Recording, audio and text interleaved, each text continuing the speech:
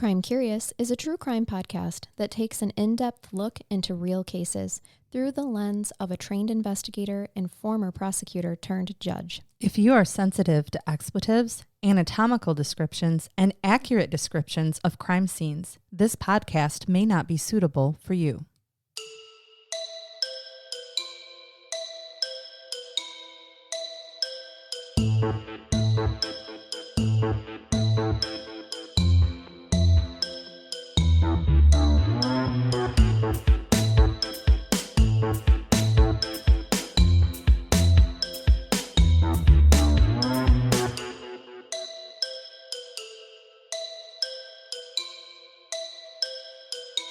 Welcome to Crime Curious. I'm Charnell. And I'm Megan. And Megan, let's shake our gree-gree. Oh, mine. It is shooketh. My hold on, my sack wouldn't shake. There we go. That. You were all lopsided. Sometimes it gets stuck.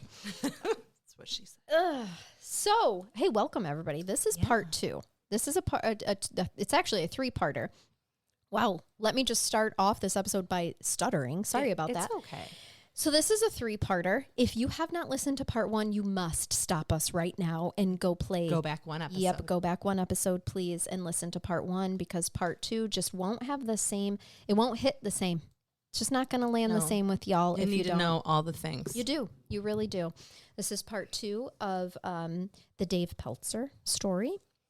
If you're not familiar with him, you got to look him up. You should be. Go back to part 1. We familiarize you with him.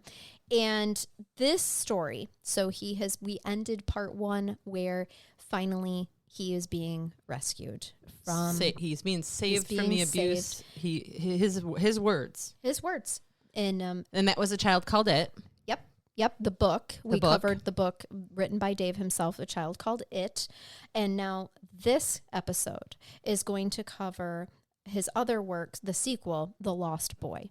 And it's called The Lost Boy, A Foster Child's Search for the Love of a Family by Dave Pelzer. And we had ended on what Dave himself says in that his teachers saved him. He had a school nurse, a teacher, a principal, and a police officer that were all willing to save him from the horrific abuse that he was sustaining from age 4 to 12 by failure to protect by his father, but abuse from his mother. Mm-hmm. And we'll say that given the professions that we are in. We're giving you the actual facts. I don't know how anybody else would look at that, but we're just letting you know what. In our definition. In our world, that's what it was. Yep, exactly. So as I said, this 2-parter, we are covering The Lost Boy. And it opens, this book, he doesn't just start with his experience in foster care. He takes the reader back to show them some of the abuse that we did not talk about in part 1, just in case. I think he did this intentionally, just in case someone did not read A Child Called It, so they could understand the depths of his abuse and why he needed saved. Okay. Sure. So I do want to talk about an incident that he opens this book with that he remembers. He was about 9 years old. His mom kicked him out of the house when he was 9. He was all too happy to leave. Right. Of course. Because he never tried to run away. He didn't. So this time she's like, get out. Yep. The parents had a big fight. All of their fights were typically, if they didn't start about Dave, they would end up at the topic of Dave and his mother's treatment. She'd blame him. Yep. And his, his mother's treatment of him. Father had a big problem with the way that mom was treating Dave. And so they did often fight about it a lot. You should know that both of them suffered from alcoholism. And that is usually when the arguments would happen, is after drinks had been poured. So he recalled how at the age of 9, she kicked him out. It's cold. He was happy to leave. He did leave. He was gone for several hours, but he ended up at a pizza place. Okay. And it's interesting because how many child abuse books have we read and covered, Megan, that when they do run away or are kicked out, they do end up at pizza places. This is like the 3rd one that I can recall just off the top of my head. If I have to leave my house suddenly, you can damn well bet I might want to be at the pizza place. Yep. So how this happens, you have to know he's emaciated. Okay. He does not look his age. He looks a lot younger. He's being starved and his clothes are rotten. And when I say rotten, I mean literally rotten. He's not allowed to change his clothes. So they are moldy. They are holey. They are dirty and smelly. He's not allowed to bathe. He's not, except for his waterboarding treatments where he is forced to sit for hours in a freezing cold tub. But other than that, he's not bathing and his clothes are not being washed. So here he is in this pizza place, and the owner promises him a pizza, essentially. He does kind of tell the owner some story about how his mom doesn't treat him right?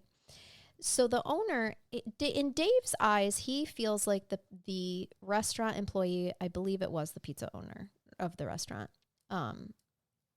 understood, like knew what he was going through. Like there was a camaraderie there, like he had maybe been through it before. Sure. Or this wasn't the first kid that's escaped to a pizza place. Possible. Yep, possible. But what the good intending pizza guy does is call the police. Yeah. Thinking the police would help. Okay. That's kind of what I would do. Absolutely. And so he does. And he does get a pizza, but he does call the police officer. You know, the police do come. Unfortunately, the police officer calls mom and dad. Oh, he ran away. So dad comes and gets him. Well, that's better than the alternative. It is. It is. Of course, they do, of course, tell the police that he ran away, not that he was kicked out. Okay. So then, of course, the police officer is like, don't ever scare your parents like that again. And just really chastising him like it's his fault, which we see time and time again. And the story, besides why they said he ran away, was that they said he wasn't allowed to ride his bike. And so that's why he ran away. Nothing you say surprises me. He didn't have a bike. No. Y'all, like, here he is wearing ripped jeans, a holey shirt. He's covered in marks and bruises. And this is the story. And the police officer just overlooks it all and is like, okay, here you go, Dad. Okay.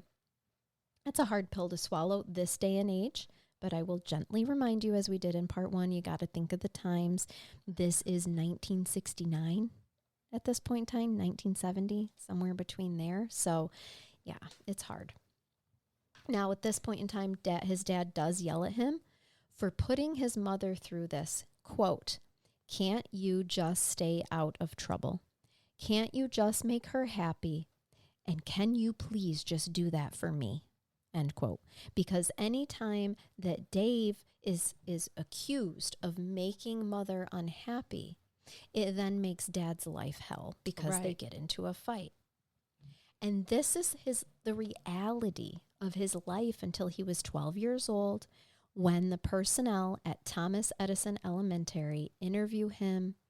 They intervene, they call the police, and yes, he was terrified to go with the police officer that day because he did not want to know what the mother, that's what in his mind, remember how I talked about in part 1, how in the beginning of 5th grade, he really started to dissociate his feelings. He couldn't even feel physical pain anymore.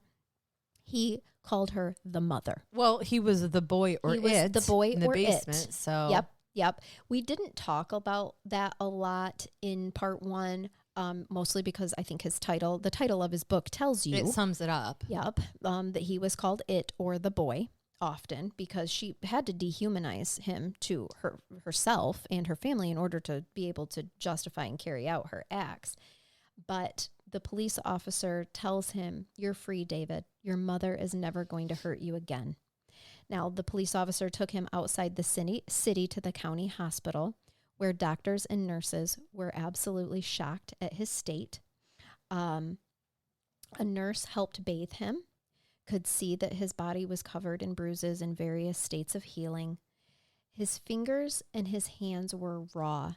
They were peeling away from the cleaning chemicals from because how his childhood, what his reality is at this time, is that if he is not sitting on his hands with his head back in a prisoner of war position on the basement steps, then he is cleaning obsessively over and over again.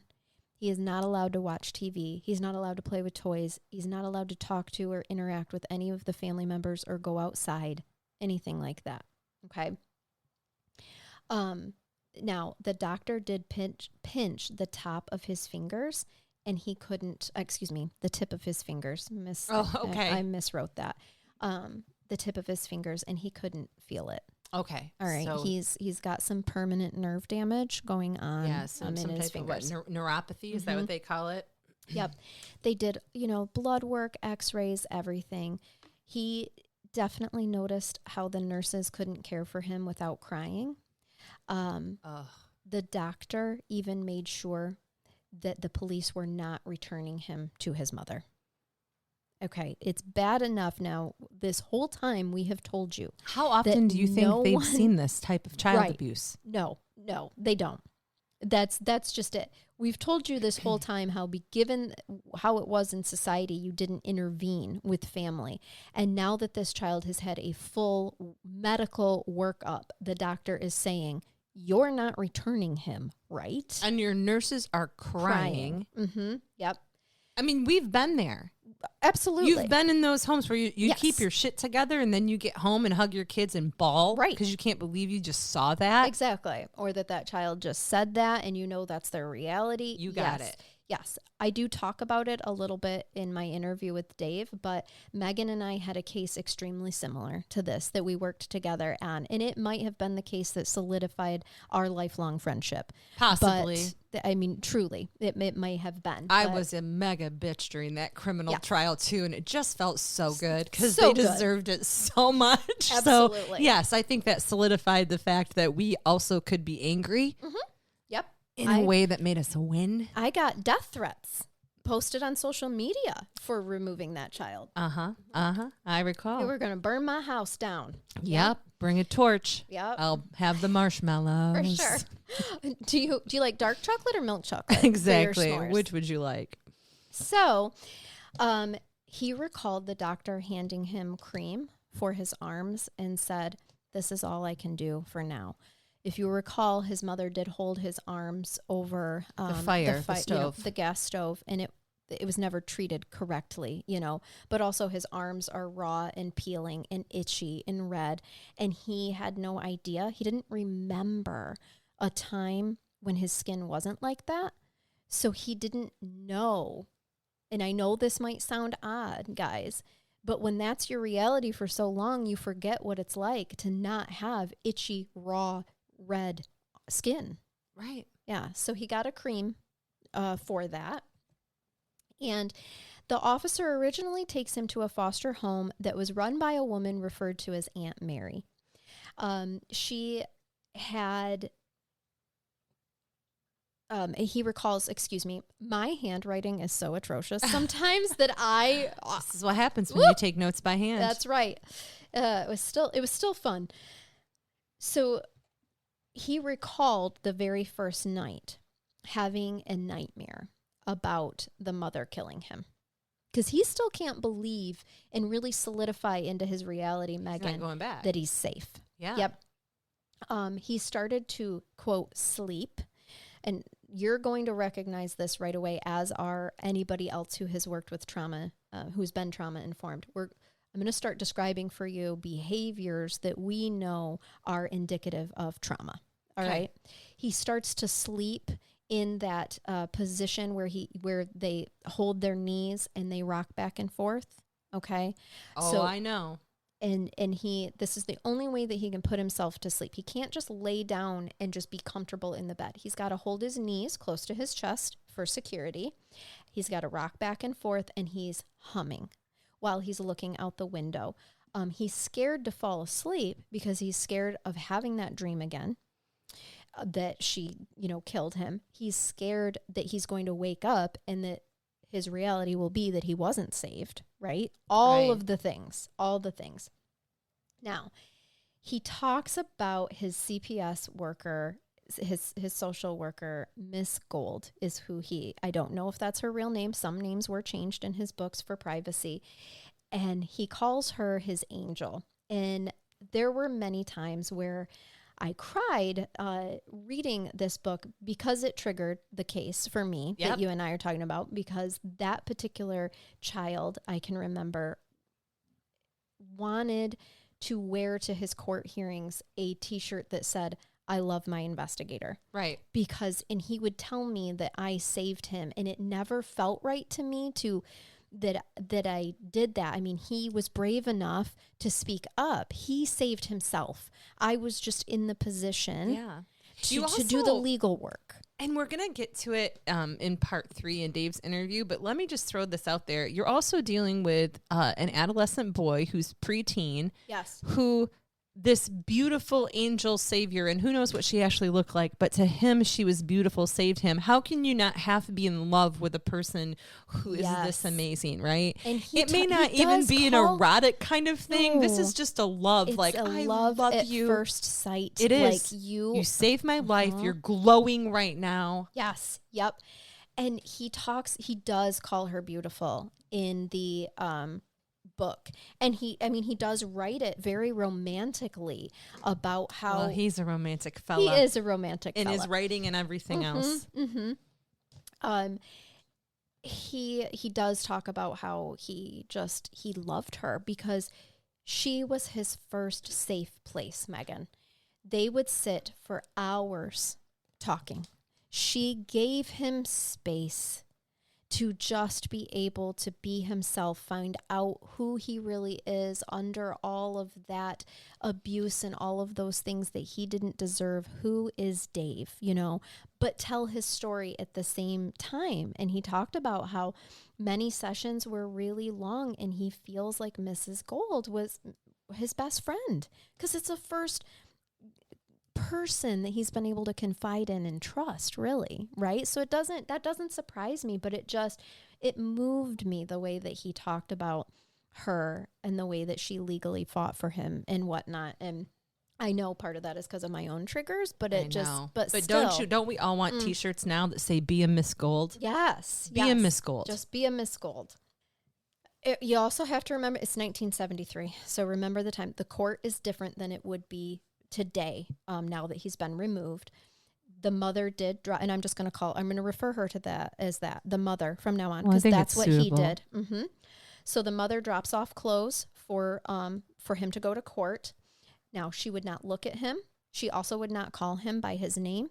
To Aunt Mary, the foster mother, she still called him the boy.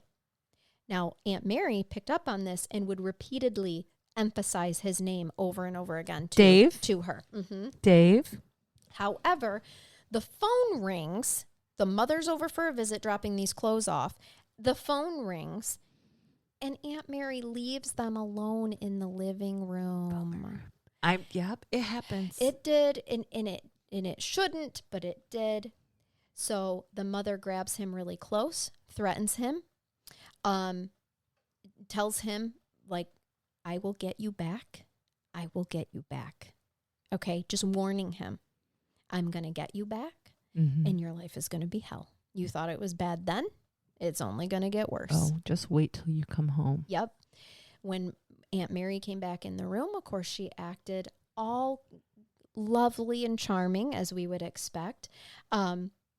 He then recalled being, after that visit, he sat in his room, and all he could do was sit with his knees to his chest and rock back and forth, whispering his threat of "I'll get you back," or her threat of "I'll get you back, I'll get you back," over and over again. Because at this point, you're thinking, "Oh my God, what have I done? I'm safe, but for how long?" But for how long? He doesn't understand the court system. No. Of course he's going to believe the mother, right? She is terrifying. She is a monster. She is going to come and get me. He is 12. I want to point out again, even though I know it doesn't have anything to do with Dave's story itself, but this would not happen now. No. You wouldn't be dropping clothes off there. Your worker would be going to get your personal belongings. Right. And I'll tell you else what wouldn't happen. She wouldn't have her other kids. No. They all would have been removed, because in social service cases now, it's a specific law. evidence of how one child is treated can be used to show evidence of how you would treat other children. So that means you pick one kid to be your scapegoat, all of your kids are getting removed. Mm-hmm. Someone else is going to become the scapegoat when you remove the scapegoat, right? After this visit, he could not eat. He couldn't sleep. He couldn't focus at school. This is a trauma trigger. Yeah. Okay. This is common. We know that now. Didn't know that then. And this will not surprise you, Megan. He recants to Mrs. Gold. Not shocked at all. No, even after hours of sitting and telling his story. And it was beautiful how he wrote it. She was so tender with him because, yes, he's 12 in body, but he's not 12 in mind. All right. He's smart, but emotionally, he's younger than 12. God, emotionally, he's 4. He would literally lay in her lap and play, she had real long hair. He would twirl her hair around his fingers and just chat and just tell her about his life. And now after this visit with Mom, he's taking it all back. And Mrs. Gold is devastated. Yeah. She's bawling. Because she knows. Yes. He recalls even watching her leave. I mean, she's so upset. And she's like, Dave, there comes a time in people's life where you have to make important decisions that impact the rest of your life. And this is one of them for you. I know you're only 12, but it's important that you tell the judge the truth. And so he recalled watching her get into the car that day and just crying, beating her hands on the steering wheel and bawling because she knows it's 1973 and she knows that no matter what she tells the judge, he has to also tell the truth. You got it. So, or they're going to return him. Yes. And which was what he was just threatened with. Right. And she even told him that she will get you back if you don't tell the truth. You have got to tell the truth. So let's talk about the court hearing. Please. Okay. Now this is a court hearing. It's much different now, y'all. But this is a court hearing where essentially everyone is in the same room. Okay, Dave is sitting with his abuser, with his mother, who is dressed to the nines, okay, who's putting on an act like she is a perfect mother. And how dare this rotten boy try to have these allegations against me? Well, that still happens. It sure does. It sure does. But it's not completely different. It's not. But what is different is that he is going to have to testify and he's going to have to tell the truth. But I want you to know just what some of those professionals saw in that courtroom. Okay. Because Dave wrote his mother a letter. And I'm going to read the letter to you. It says, and this is from his book, The Lost Boy, A Foster Child's Search for the Love of a Family by Dave Pelzer. And I'm quoting here. To Mother, I'm so sorry. I didn't mean for it to come to this. I didn't mean to tell the secret. I didn't mean to hurt the family. Can you ever forgive me? Your son, David. Okay. Miss Gold. I have goosebumps. Miss Gold read the note, nodded, and I'm still quoting here, giving me permission to give the note to Mother. I shuffled over to Mother, becoming a child called it once again, with my hands stuck to my side and my head cocked down toward the floor. I waited for Mother to say something, to yell at me, snap her fingers, anything. She didn't even acknowledge my presence. I inched my head upward, moving my eyes up her body, and stuck my hand out, holding my note. Mother snatched the paper, read it, then tore it in half. She did this in court. In front of everyone. End quote. Yes, she ripped the note up in front of the social workers, in front of the lawyers. In front of the judge? I don't know if the judge was in there at the time. I don't know what my reaction would be to that, Charnell. I'm just going to be honest with you right now. I know. Yep.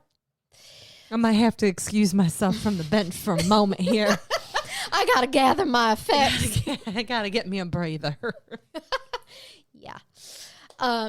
So the judge at the time gave him the choice to become a ward of the court or to go home with Mom.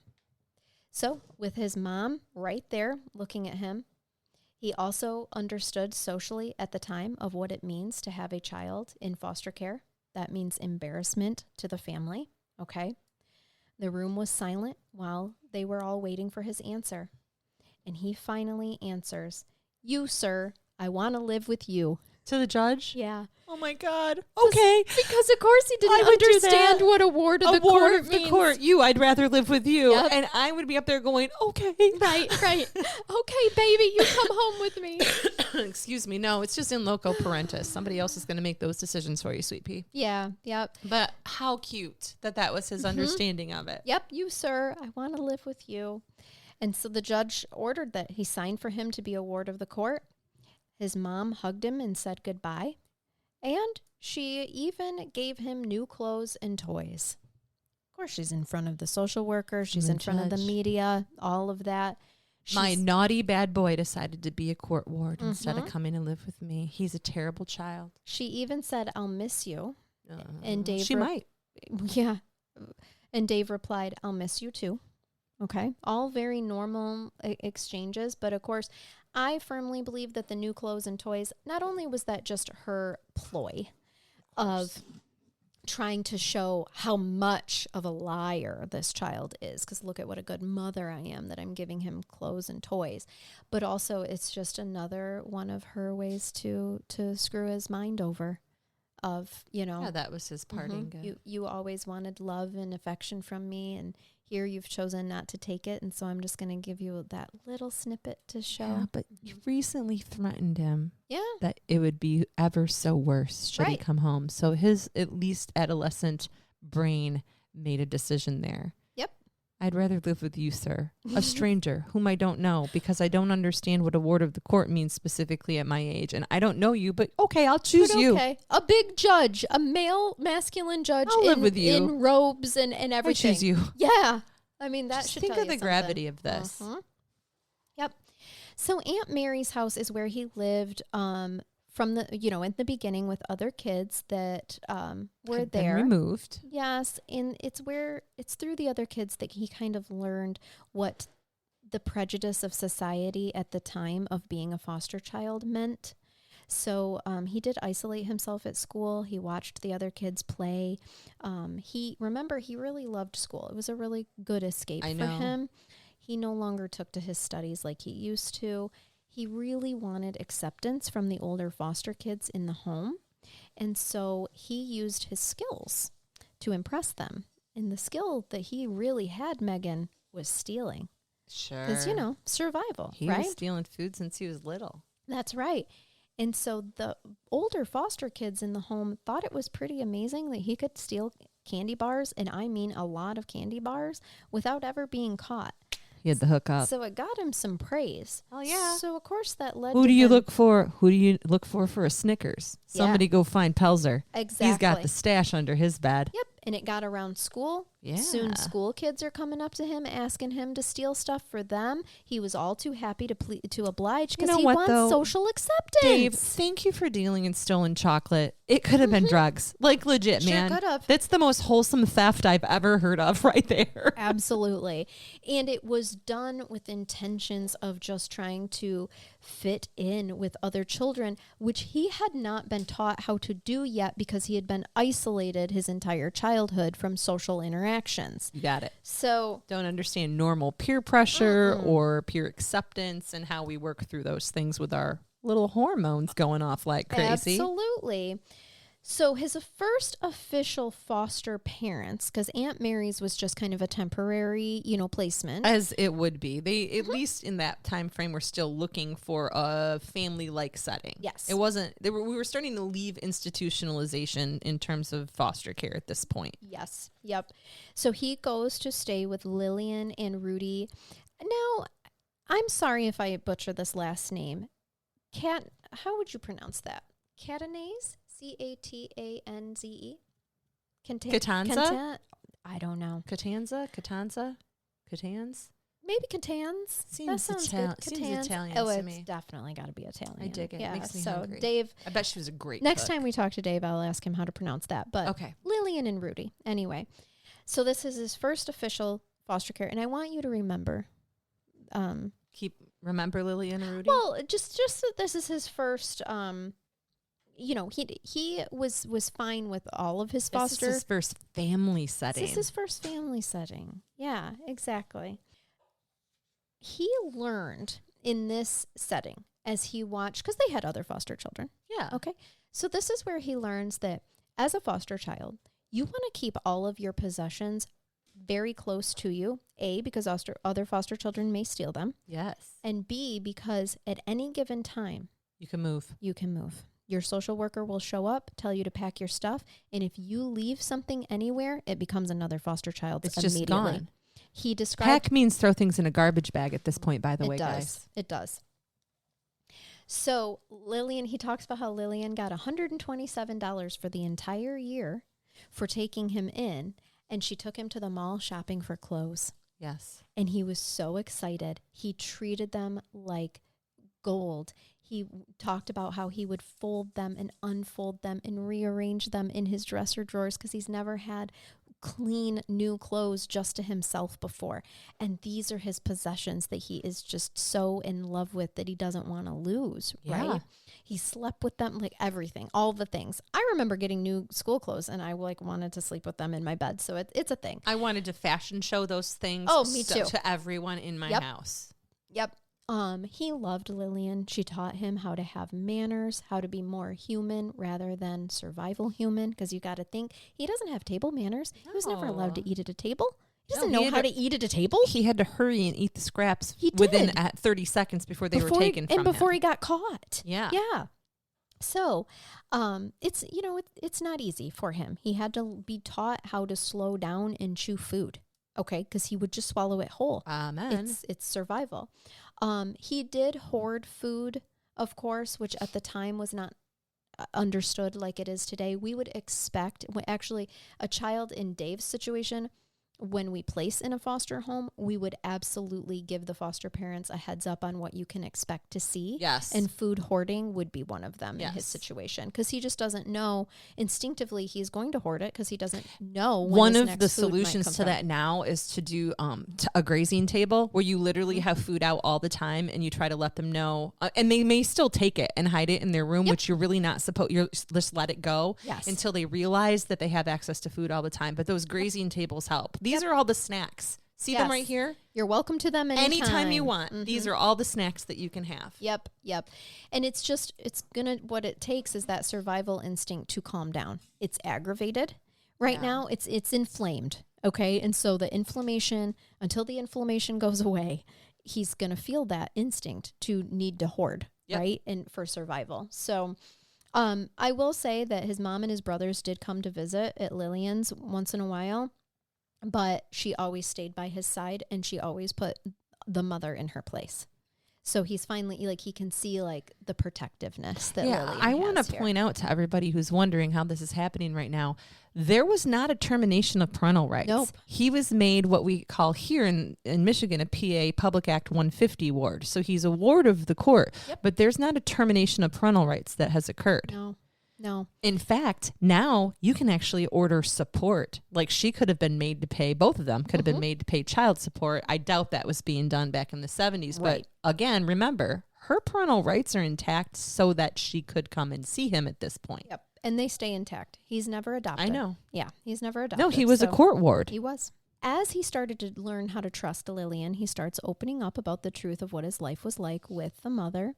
Now, Lillian instinctively knew that he needed to see a mental health professional to help him get through and get it all out. Progressive foster parent in that time frame. Unfortunately, though, Megan, the first psychiatrist that he sees is not good at all and likely traumatized him even more. You can read about it in the book, the back and forth. When I was reading it, I was just like, oh my God. I was picturing this dude in a tweed jacket with leather elbow patches, smoking a cigar, not understanding a goddamn thing about mental health. It was just collecting a paycheck because what did you do to deserve all the beatings that your mother gave you, Dave? I just can't believe that was a real psychiatrist, because even at that time frame, who is going to phrase a question to a child, what did you do to deserve this? You would think. I know. At the very least, could the question have been, do you feel like you deserved that? So that you could delve into feelings, right? But that's not how it's worded. And why do you think that your mother abused and tortured you, Dave? Well, Dave can tell you that now why he thinks so, but he was 12. Yeah, exactly. I'm so sorry that he had such a terrible experience with a psychiatrist. Experience with a psychiatrist, yes. Which, as I'm sure you're not surprised to hear, it triggered him. What? And he really, it didn't do any good whatsoever and didn't help at all any of his trauma triggers. Now, he did start doing chores for money, and this is really where he learns that you have the power to create your own reality. You have to work for what you want. You get paid. You can have things that others have as long as you work for it, like a bike. He loved his bike. He rode it all the time. Lillian would watch him ride it all the time. When things went wrong with it, he would earn the money to get the parts to fix it. And he just really, he started to learn from the other foster kids that, like, when you're 18, you're out, man. So you got to figure out, it's up to you to survive. Okay. Yeah. And it's something that really stuck with him through his adolescence of, I have to work. Like I have to survive. What a freaking work ethic. Yeah. Oh, yeah, yeah. He actually, even at like 14 and 15, had multiple jobs. Correct. He would go from multiple jobs yes. to multiple. Yes, he still didn't have necessarily a typical childhood. Now, he did get into some trouble with his bike, but it's like normal kid trouble, okay? He learned what a grounding was, but to him, right? That was nothing compared to the torture that the mother had put him through. Can you imagine trying to actually discipline an abused child? Mm-hmm. What can you possibly do that's like, you want to say, dude, anything you do to me doesn't hurt me. And legitimately, and he was like, and then you grounded? That's it? That's then you have to explain, means? Dave, I'm not trying to hurt you. Yeah, I'm actually not. I'm giving you a consequence so that you learn what happens in a normal society after you break a rule. Yep. But this kid is like, break a rule. Like, I had to drink ammonia. Right. I was put in a gas chamber, basically, and I was stabbed. For sure. So, and excessively beaten. So you're just telling me that grounding means I can't ride my bike outside of the house and I can't go see after friends? 8 p.m. Yeah. And yeah. Oh, okay. That's fine. Okay. And he talks about how he definitely didn't make it easy for his parents. But at the same token, teenagers aren't easy. Like, it's interesting because at the end of the book, there is a letter from one of his foster moms, and it's just so endearing because she's like, well, yeah, I mean, there were times where he got in trouble, just like there is for all kids, but he really was, him as a person, he's a good kid. And he's a good man. Person. Yeah, and I loved that. In Lillian and Rudy's home, he is still stealing things for admiration. Oh. And by 6th grade, he does talk about how he kind of got caught up with a hard crowd at school for attention because those are the kids that he resonated with the most. Makes sense. Well, the rougher kids are more accepting. And foster kids had a stigma. Not only that, but the rougher kids can recognize that they can get him to do things that they themselves are too scared to do. The impulsivity of a regular teenage boy, which is just going to be normal, but couple that with the fact that he's a trauma brain kid. Right. You know, exactly. it's going to be exacerbated. So his whole impulsivity is going to be shocking. He didn't get in more trouble than he did, to be quite honest. Well, let me tell you about this is his biggest trouble that he gets in. All right. He had made friends with the tough guy in school that just hated. This guy had a chip on his shoulder, hated all the teachers, kept talking about how he wanted to burn the school down. Yep. And Dave talks about how, it was this kid's idea. Like, he's talking about how he's burning the school down. And then the kid kind of flips the script and is like, well, Dave's going to burn the school down. And the next thing Dave knows, he's talking about burning the school down because he's liking all the kids gathering around him, right? And like the attention that he's getting from it. But he had no intentions of actually burning the school down, but he liked talking about it and feeling big. Yeah. Until one day, he's no longer fantasizing about it. And all of a sudden, his friend is running down the hall. He had started a fire. His friend did? His friend. Dave did not start the fire. Right. Nope. But his friend had started the fire in a lab, and the same fire that Dave was bragging about going to start to other people. Exactly. I feel another scapegoat incident coming on. For sure. And he did try to put it out. All right. Dave did. Yes, Dave tried. Yep. And like, oh shit, this was not what was supposed to happen. Then he's running down the halls telling other kids to go get help, to go get, to evacuate, like all of that stuff. Well, so Obviously, the school, he literally has soot on him. Okay. The other kid started the fire and fled. Dave was trying to put it out. Lillian and Rudy, of course, get a call about this. I will say this. He does make note that the teachers do say, and so do the social workers, they suspected that there was another person involved. Of course. All right.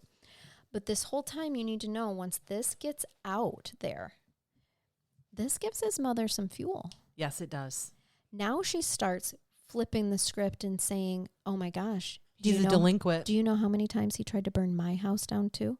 Now that never happened. Only when you tried to light him on fire. Oh, right. If by burn the house down, you mean by his body that you were holding over the flame. Mm-hmm. But now she starts, this is what I've been trying to tell all of you people. This is what I was justified in the way that I treated him because he is a complete mongrel, delinquent, as you said. And she made up a bunch of stories of how many times he had tried to arson her house. Okay. So Lillian's husband, Rudy, actually had to drive him because he's got a caseworker. He gets put in juvie. Right. All right. So he had to go to the San As Mateo. one would, because it's kind of arson. It is. So he's accused of it. He hasn't had the court hearing yet, but he gets put in the San Mateo County Juvenile Hall. All right. His father visits him there. The visit does not go well. He tells him that his mother is using this incident at school as justification for why she treated him this way, and that she wants the court to commit him to a mental hospital, which she knows would be torture for him and vindication for her. Correct. Because she is suffering the social stigma of a child in foster care, right? News has gotten out of the allegations that he's made against her. And now she can blame it on his behavior. That's right. A mental health professional at the juvenile hall even told him that if his father signs consent, then it would be easier to have him committed. Both parents needed to sign. Right. All right. So the dad is going there saying, you've got to understand the position that you've put me in here because your mom wants me to sign this. The mental health professionals are telling me that I should sign this because it would be easier to get you treated. Why can't you just stay out of trouble? And so the thing is, though, is that his dad knows that he doesn't belong in a mental ward. His dad knows everything that his mother did to him. Correct. He was a witness, if not, you know what? an accomplice. I shouldn't even say everything. His dad only knows the half of what she really did to him because he wasn't there for a majority of it. And what he did see was bad enough to know that this kid doesn't belong in a mental ward, that he absolutely needs to be out of that house and that this was her doing, right? He also doesn't like that this is making his life hell. Yes, they are still separated because remember they separated just before he was rescued. Okay. But it's still not, he's still sharing kids with this woman, right? The good news is his father does not sign to have him committed. All right. So it's going to be up to the judge of what happens here. Now, Lillian comes to visit him in juvie, and she literally risks her foster care license to warn him not to accept visits from his mother and to not sign anything at all.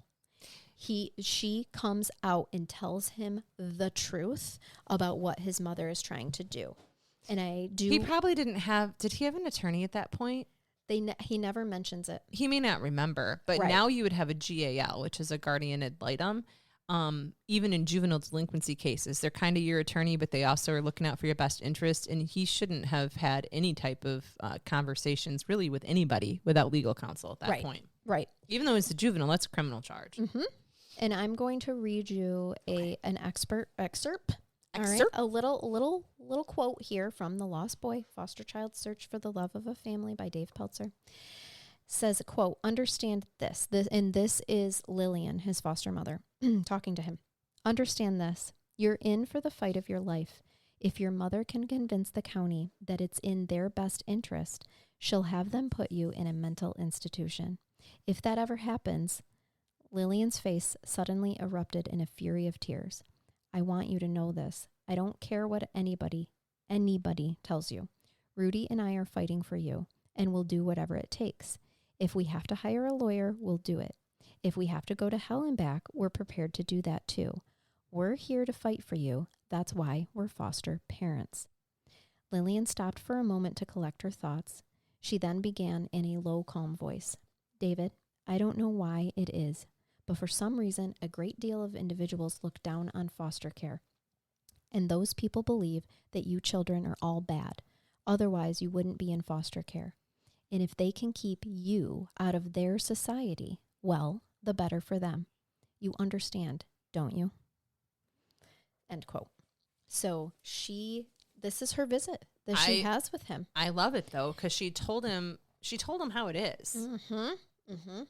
She tells him to just be himself for the professionals and the judge, and to keep his cool in court no matter what is said about him or how many lies are told.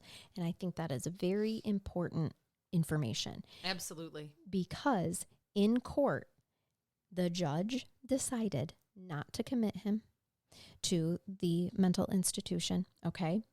And he did not sentence him for the arson because there was no direct proof that he did it. True. Right. But he did give him 34 more days in juvenile detention, and that's it. That was his sentence. But now I do have to tell you the mother's outburst. And this is another quote from the book. Okay. Quote, this is right after the hearing, the court hearing. Without warning, mother stopped in front of Gordon, that is his probation officer, and me. You're wrong. You're all wrong. You'll see. I warned that social worker broad, and now I'm warning you, mother screeched, as she thrust her finger at Mr. Hutchinson.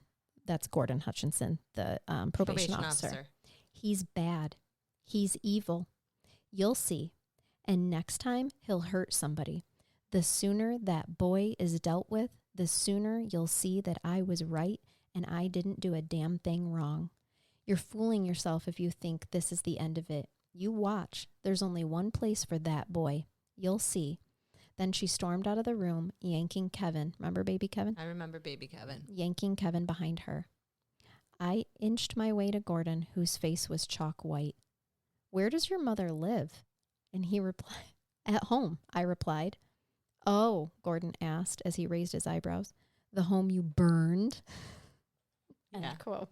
Funny. So Gordon Hutchinson, his probation officer, is seeing through her. Of course. You know? I think most as people all of were. us would, yeah. But keep in mind, too, and he doesn't touch on it in this book. These are things that happened in like interviews and such that I've watched later. But most of his family that he has left believes her version of the incident, in that I think his siblings were so young, at least those younger ones were, that Absolutely. they were raised their entire life being told, oh, he got himself in trouble because he tried to burn something down, and that's why he doesn't live with us. So exactly what she wanted everybody to think. And she didn't, the beatings and things like that, first of all, she didn't do a majority of that in front of the other kids.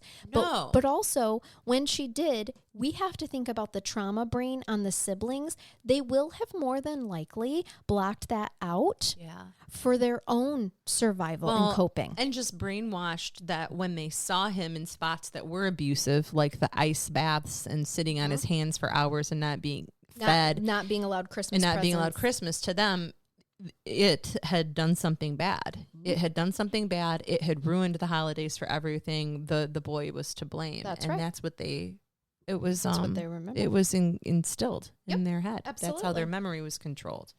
So after juvie, he did go back to Rudy and Lillian's, and he was happy, but he did notice that the foster kids treated him different now that he had been to juvie. Oh, yeah, he's a badass. He's badass now. And buy you a leather jacket, Fonzie. I know. I was picturing a leather jacket. It's funny that you say that. 1974, his probation officer, Gordon Hutchinson, did remove him from Lillian and Rudy's home because he struggled with the other kids. Oh, no. Yes. And social services actually needed his spot for another kid that was just getting out of juvie.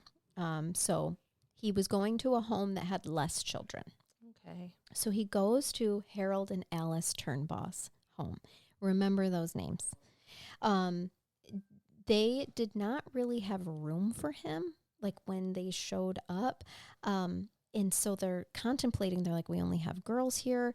And they had a 17-year-old girl at the place with them at the time. And he was so excited to it's not that he didn't like Lillian and Rudy, but he was excited to be in a different home with less kids. And so when Harold made a comment about how, well, I guess he could share with this 17-year-old girl, being eager to please and just wanting to be accepted, Dave was like, oh, yeah, I don't mind. And Harold took that as a red flag, that he was like too eager to share a room. Yes, as a teenage boy. And so he got to sleep on the couch for a couple of nights. I think it was like 4 nights before he was shipped to his next placement. Okay. So he goes to Joanne and Michael Null's place. Again, some of these names might be changed for privacy. I don't know. But this place... But they're the names that Dave used in the book. Yep. This placement did not last long due to the Nulls getting a divorce over Mr. Null's affair. Oops. Yep. So then I'm sure they were great foster parents, but just things went sideways. There were fights. Yeah. So he gets moved to a home that's literally like a block from his mom's. No. Not good. No. Not good. No, you guys, this wouldn't happen. It wouldn't now. Unless they were in a family kinship placement. Yes. And this so don't never say never. Not. Yeah, this obviously is not. But this was Mr. and Mrs. Jones. Now, this didn't last long because the home actually got shut down due to sexual abuse allegations made against Mr. Jones. Now, no one really believed that they were true, but of course we know how all of that goes, and I don't know the specifics of it. Dave doesn't. Sometimes it is true. Sometimes it is We've true. had those happen too. We're not going to sit here and say that it doesn't. Yeah. The reason that I put that in there is because there was a state like Gordon and the other, not Gordon, the older kids in that home were like, you got to pack your bag, dude. This place is getting shut down. If you ask me, I think it's a load of crap. That girl was never alone with Mr. Jones. But, so that's information. These are his memories. Sure. These are his memories. Yeah. And so that's why I included that. So he goes back to Harold and Alice Turnbaugh's house. Right. Who had the 17-year-old foster placement. And they have a couch. So he's back on the couch. Now, he's happy here. And he really liked the school. But the problem is that it's day by day for him. He was told that this was temporary, just like it was last time, until another placement, opens up. I know and love those people. We Yes. have what they considered temporary foster placements. They never intend to keep kids longer. They're transition to get them into a more permanent foster home. Yep, because sometimes there just aren't homes, y'all. And so we just need some place for these kids to stay until there is an opening in a home. And that's what these people specifically sign up for. Yep. So the thing is that he wouldn't unpack because he did not want to lose his worldly possessions. He had a pet turtle at Lillian and Rudy's that he accidentally left, and so that really left a mark on his heart. So he just lived out of it. How do you pack up a turtle, man? Like, it was in like a little box, and he just forgot the box. Yeah. Oh God, I hope someone found the turtle. I'm sure that. But you're right. Another foster kid accumulated the pet turtle. I know, and he lost it. Right. And so he didn't unpack. He just lived out of this brown paper bag, essentially. He also talked about how he would not wash his clothes during the week because he didn't want his clothes being stuck in the washer or the dryer if Gordon showed up to move him. So he would only wash his clothes on the weekends when he knew he was safe from being moved. I just want that realization to hit you all as to what it's like to be a foster kid. It hit me right in the gut. So finally, after months, Alice and Harold want him permanently because the placement is going well. And kids need permanence for the very reasons that you just put in terms of the trauma that they're being caused. That's literally why we go through best interest findings when we terminate parental rights. And one of those things is this child in need of permanency? Right. Or can they wait longer? Mm-hmm. Their agreement, though, is that if he wants to stay, which he's happy there, is that he needs to see a psychiatrist. Oh. Because Alice can see that he has things that he needs to get out. It's true. And he had a bad experience with one. And she promised that it's not going to be like the last one, and it wasn't. Dr. Robertson was great, helped him a lot, gave him helpful books to read on trauma and self-help. Yes. I think this is where he gets some inspiration to trauma write knowledge in the own. 70s even, right? Yep, exactly. But it helped him learn about himself and why he reacted the way he did in certain situations. He loved Alice and Harold Turnbaugh, and he worked really hard at various jobs to make money and support himself. Alice helped him learn skills to care for himself, like cooking. And he really felt for the first time what it was like to have a mom and a dad. He talks about how he almost had an obsession with working and saving to be ready for when he turned 18, because he had seen what happened to other foster kids when they turn 18.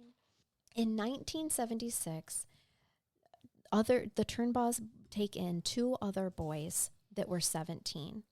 Now, these boys had it rough, don't know their life story, but they were stealing from Dave. Now, remember I said that he had various jobs. He worked very hard for his money, saved his money, enjoyed buying himself things and having things. So when these 2 17-year-old boys come in and they start stealing, this is a turning point for him, because he is absolutely not, he's also stubborn. And so he goes to Alice and Harold and says, it's either them or me. And a few weeks later, he's back in juvie as a temporary placement, because they couldn't, he was so stubborn, and they tried to explain to him, these boys need a home too. Let's just all get along, but he was not having it. And so they didn't really make the choice. They did not. He made the choice. He made the choice because they didn't get rid of the other 2 foster placements. Dave made the choice because they did not go with his ultimatum. Okay. All right. And so Gordon, his probation officer, takes him back to juvie until another place opens up with John and Linda Walsh. Not John Walsh from... I know. But... it occurred to me, but I didn't say it. They moved to a nice neighborhood, and one day he's minding his own business. He's fixing up his bike, and neighbors would basically come up to him and tell him that they didn't want his kind in their neighborhood. And that his kind? What, teenage boys? I know they meant foster kids, but it's just so shitty. Literally talked about how he was driving down their housing prices. Because isn't that disgusting? It is disgusting. I'm so sorry that my terrible childhood made your SEV go down. Right? You asshole. Which isn't even a thing. Shut up. Why does everybody know everybody else's business? Taxable value of your house went down my ass just because I got burned by my mother and stabbed you, mother. Sorry, It's awful. I'm going off on him for you, Dave. Humans are awful. Humans are awful. God. I will tell you this, though. He did find a mentor in this neighborhood who ends up being a lifelong mentor for him. Okay. And there is a letter from this man at the end of his book as well. Another reason to pick it up because it's beautiful. But this guy taught him manners like knocking on a door before you enter. Okay. Weird. Something as little of that can lead to an entry without permission charge. That's right. You gotta learn this stuff. Exactly. They also talked to him a lot about making his own future. At one point in time, he wanted to be a Hollywood stunt double, like stuntman. Impulse control, and high pain tolerance. Yes. I can see all of it for you, Dave. And there's always time. This guy was like, no, Dave. No, you're not. That is not what we're doing. Let's find a career. This is not okay for you to do. He did get have a really good career at selling cars. And actually, he ends up making more money doing that, and he drops out of school because he's not focused on his studies. He's not fitting in with kids there, of course. He's older than most of the kids in his grade at this point in time anyway. He's smart. He's a hard worker. He's self-sufficient, and he can make some fat cash. They were not happy about the dropping out of school, by the way. But then his mentor is even less happy about I'm going to go to Hollywood and be a stunt double. Stunt double, yeah. Well, the John and Linda Walsh placement does not work out because of the fact that the 2 of them regularly erupted into violent fights. Oh, no, we can't have that with foster parents. It's very triggering. And it ended up where Dave was protecting the Walsh's own 3 young children. Oh, so bad. From those fights. And he also was made to babysit them quite frequently. And so he's done with this placement and goes back sheepishly. to his real home with Harold and Alice Turnbaugh. Oh, were the 17-year-olds still there? I don't We recall. don't know. No, I'm not sure that they are, but this is his last placement. This is his home, and he knows it. Yeah. He actually talks in the book how he kept a paper with all of his placements, and when he would leave one, he would scratch the names and numbers out. And so when he goes back to Alice and Harold this time, he tears that paper up in front of them and says, I know my phone number, I know my address, which of course Harold jokes and says, okay, it's about time to move and change numbers then, That's funny. And just like cute. But he then decides as he's getting older that he would like to join the military. Yes. And he really wants to join the Air Force, but he realizes he cannot do that without a GED. Yep. So he does go back. He gets his GED. Probably not hard for him at all. He was brilliant. He's brilliant. He was bright. He just didn't. No problems graduating. He just was done with it. Exactly. Over it. Yep. So he does join the Air Force. He does excel. And as we know now. As we know now, yes. And they were all very proud of him for joining the Air Force. And then the things that he did with his life after all of this are just so amazing. Now, I will tell you this. He does see his father again. He was 19 years old, and he went to the station that his father, the fire station that his father was stationed at, and begs him to give him information of where he will be. He was told his father had retired. Now, he feared his father had been fired, but he hadn't. He had actually retired. He did find him in a bar. Okay. He was a very sick, very broken man. But he made amends with his dad. He understood he could look at his dad through a man's eyes of being 19 and seeing what his life had turned into. And his dad had shared his fire badge with him, which he talks about in our interview, which is part 3. So listen to that. And I will tell you that he does have a son that he named Stephen, which was his father's name as well. They have a wonderful relationship. He has broken the cycle. And he does have a home on the Russian River, which is where he did his interview with us from. So I know. You have to listen to the third part. There's so many loose ends that we could get to here because you want to dive into at this point. Okay, what was actually going on with Mom? And tell me about how he forgave his dad and all those things. But we're not going to do any of that right now because that's what part 3 is for. Why not hear it from the man himself? Dave himself. Instead of listening to me speculate for 15 minutes.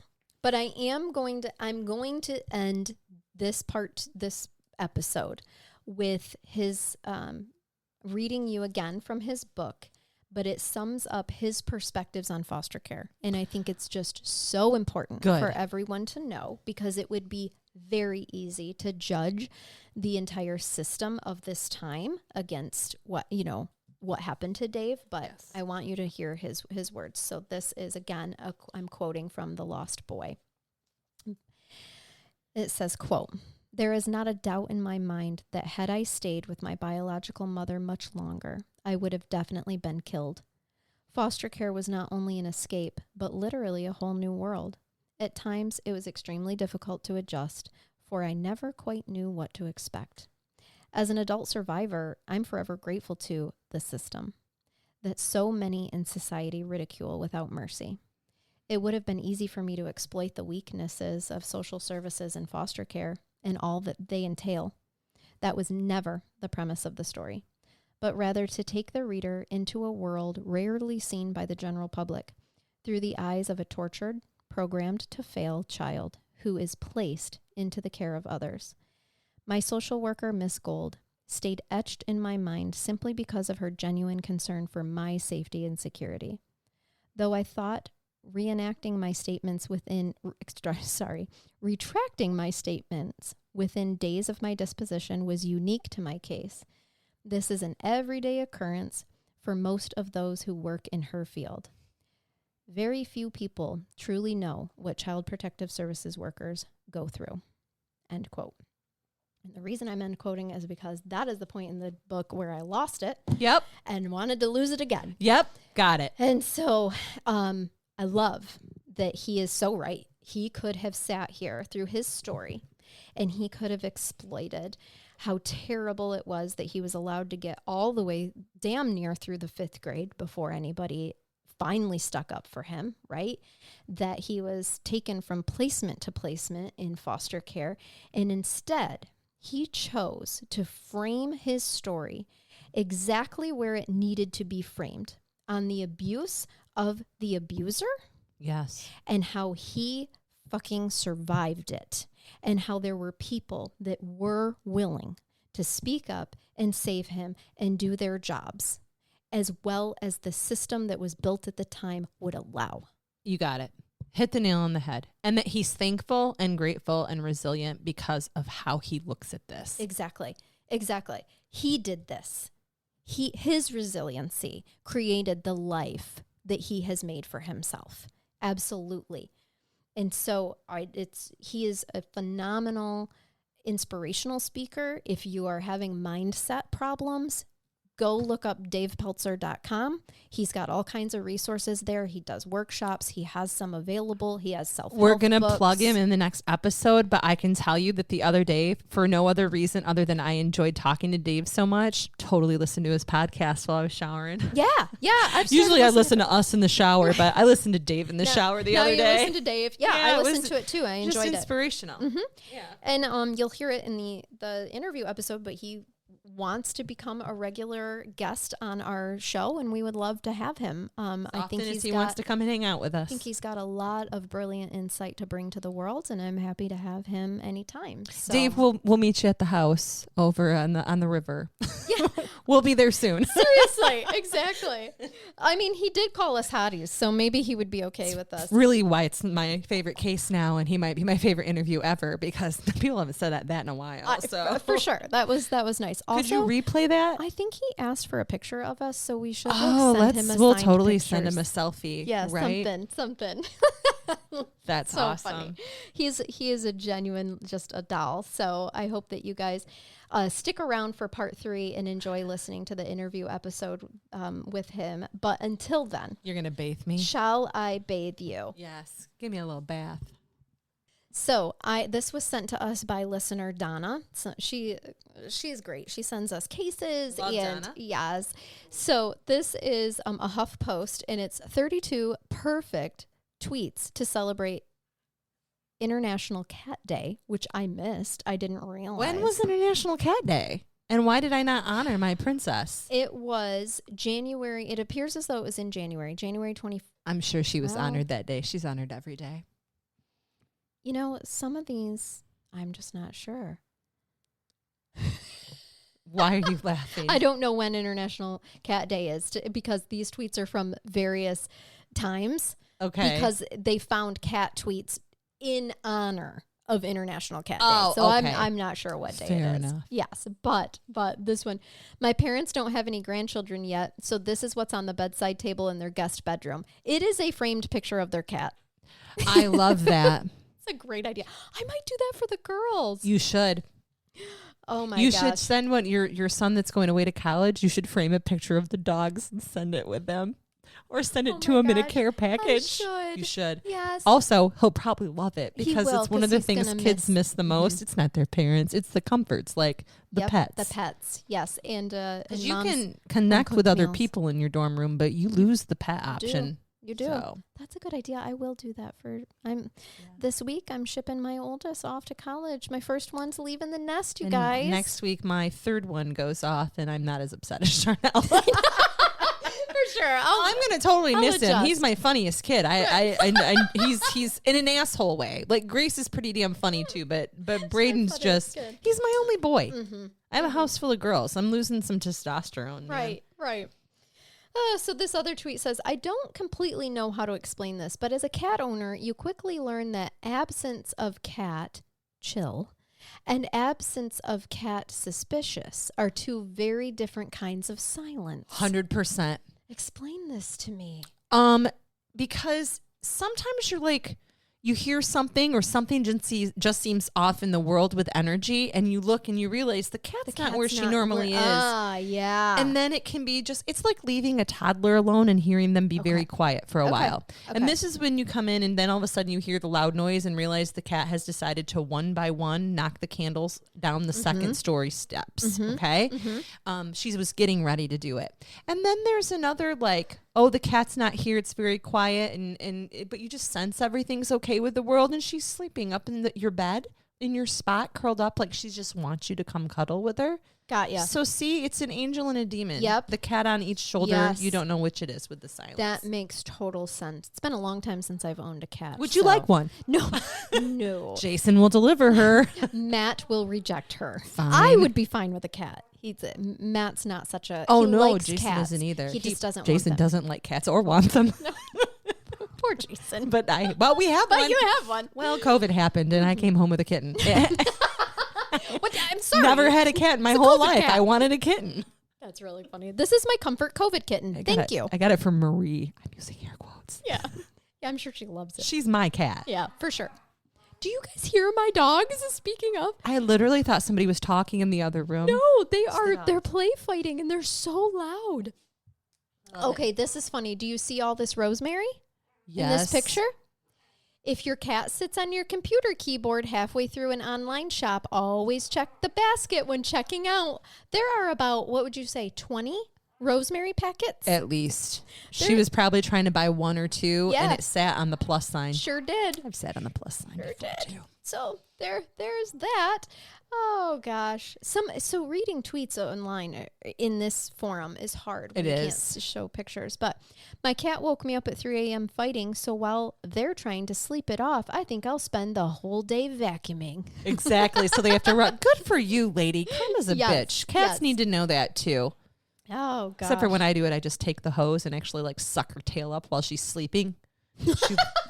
Did you like my impression? She looks over at me. She doesn't even run. She just looks at me like, the fuck did you just do? What'd you do? You just suck my tail up in the vacuum? Right. What's wrong with you? It actually feels kind of good. You're the sick one. Yeah, can you get my back? A little higher. Right. Oh, how do you tell the mildly disgruntled blind senior street cat that took over your bedroom that he can't bite your face while you sleep? The answer is you don't. What did you expect from him, to be honest? Of course he's going to bite your face in your sleep. No. I think you could. I don't want you to bite my face. In the words of Jason, Brain Bath Jason, I don't want you to bite me. Because I just don't. And if you aren't a Patreon, you won't know what that means. It's so true. This is why you should join Patreon, because you get statements like that from Brain Bath Jason. She said what she said. That's right. She said what she said. But I don't want you to bite me. Exactly. Oh shit, I forgot about that. It's a good way for us to end with both of those statements. For sure. But I don't want you to bite me. She said what she said. Guys, thank you so much for hanging in for these two-parters. Do not miss next week's three-parter. Three-parter. If you're not a freaking Patreon by now, you really need to be, so that you can just get Dave's interview episode immediately. He is really funny. We're going to continue to do interview episodes, by the way, as people agree to be on our show. Yep. You haven't been turned down yet, so I'm feeling pretty lucky in that regard. Wow, we're pretty special. But if we do say so ourselves. Right. But anyway, yeah, and I've got another series of books that are coming up for another deep dive. So and I have one coming up, which I'm not going to things. give away, but it's been requested multiple times. Once quite a while ago, and those ladies have been waiting. And then again recently, including possibly by Donna. So we'll just leave that for what it's worth. But it's ready. Yeah. It will be ready to record next weekend. Sweet. So we've got lots of fun things coming up. And we hope that in the meantime, y'all keep it curious. And keep listening. Bye-bye. Bye-bye.